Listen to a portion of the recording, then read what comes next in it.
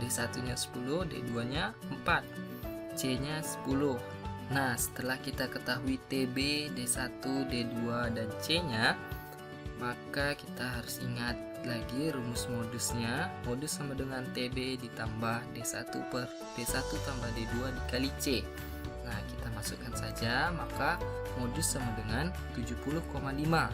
TB nya diganti dengan nilai TB 70,5. D1 sama dengan 10 per D1 tambah D2, berarti 10 ditambah 4 dikali C dikali 10 ya. Nah, maka sama dengan 70,5 ditambah 7,14. Di sini bisa kita lakukan 10 kali 10 dulu sama dengan 100, baru dibagi dengan 10 tambah 4, 14. Berarti 100 dibagi 14 sama dengan 7,14. Maka nilai modusnya sama dengan 77,64.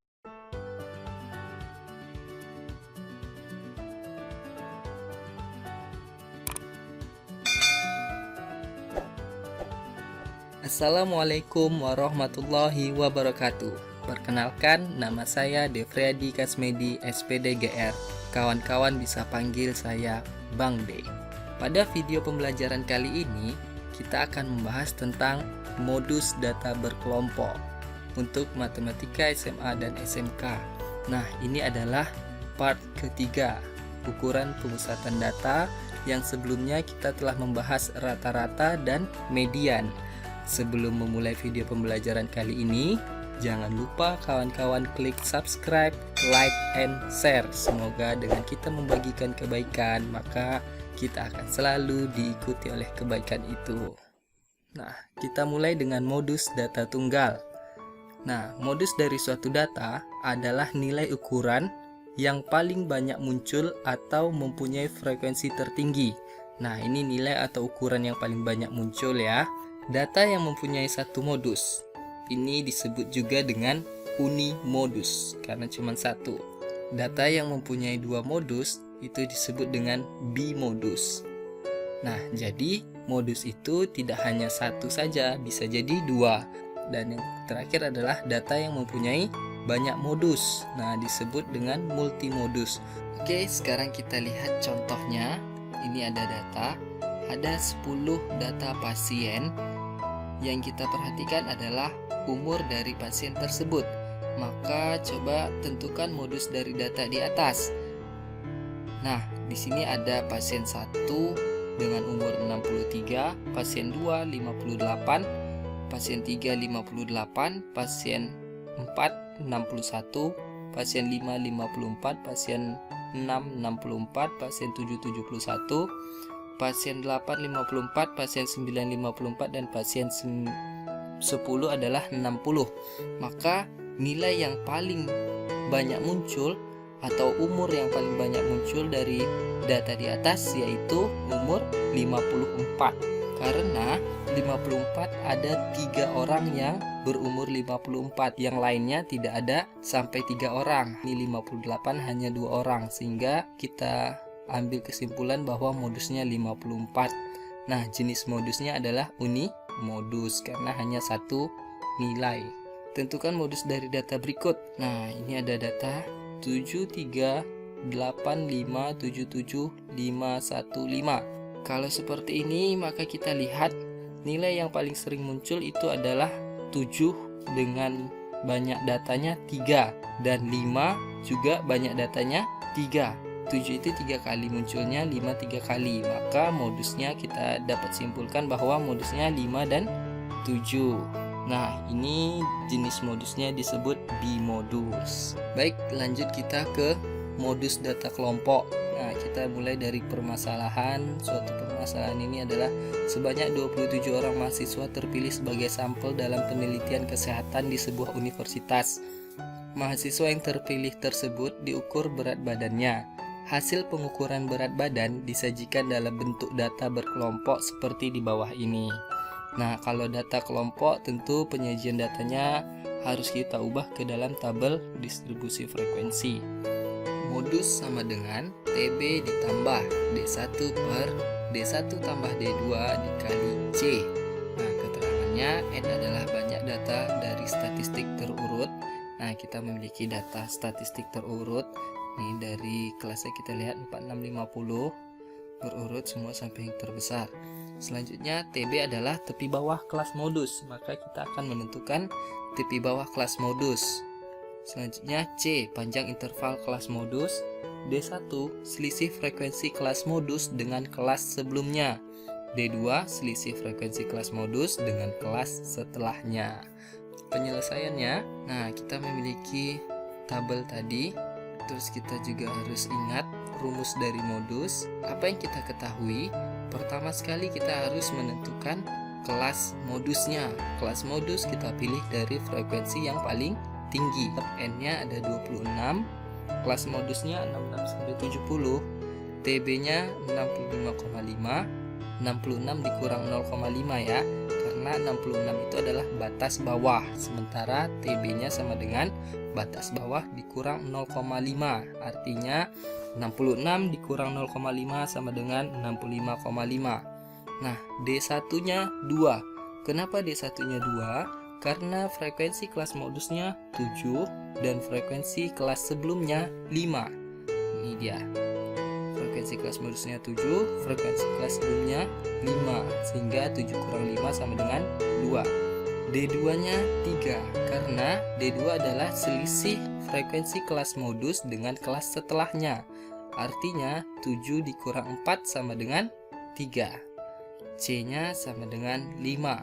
C adalah panjang kelas interval. Setelah kita ketahui TB, D1, D2, dan C-nya, maka kita akan mendapatkan nilai dari modus dengan memasukkan ke dalam rumusnya.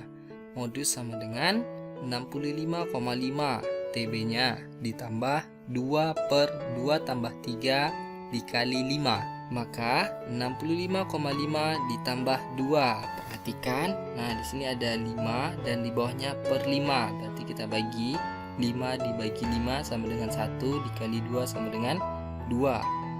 Berarti nilai modusnya sama dengan 67,5. Nah, didapatlah modus dari data mahasiswa yang diukur berat badannya adalah 67,5.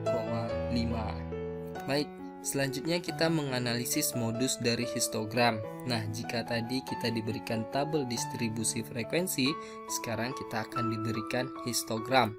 Ini adalah gambar histogram yang akan kita tentukan modusnya. Tentu kita harus menganalisis histogram tersebut untuk mengetahui hal-hal yang kita perlukan. Nah, jangan lupa rumus dari modus adalah modus sama dengan TB ditambah D1 per D1 tambah D2 kali C.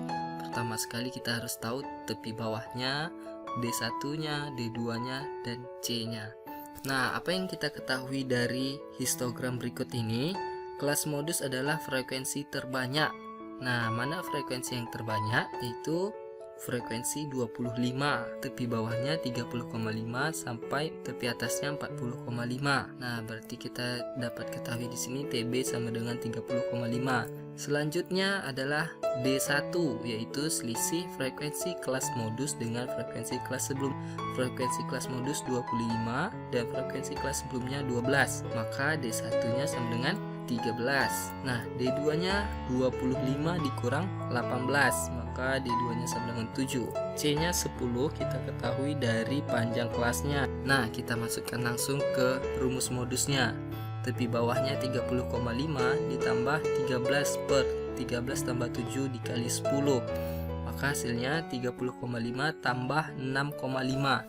Nah, ini dapat dari, coba kawan-kawan perhatikan, yang di bawah ini adalah 13 tambah 7. 13 tambah 7 sama dengan 20. Nah, yang di sini 10. 10 dibagi dengan 20 sama dengan 2. Maka 13 dibagi 2 sama dengan 6,5. Nah, kita tinggal tambahkan 30,5 tambah 6,5 sama dengan 37. Nah, berarti modus dari histogram ini adalah 37.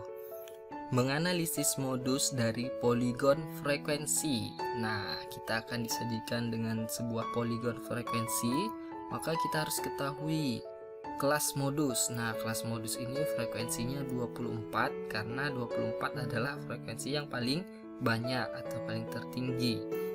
Dari frekuensi 24 ini kita dapatkan titik tengahnya 75,5.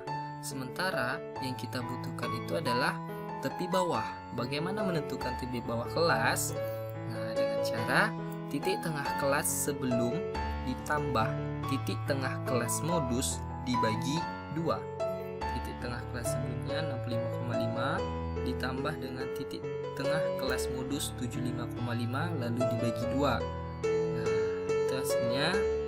Nah, berarti kita dapatkan TB 70,5. Selanjutnya kita cari D1-nya. D1-nya artinya 24 dikurang 14. Nah, itu 10. Dan D2-nya 24 dikurang 20. Nah, sama dengan 4. Oke, D1-nya 10, D2-nya 4, C-nya 10.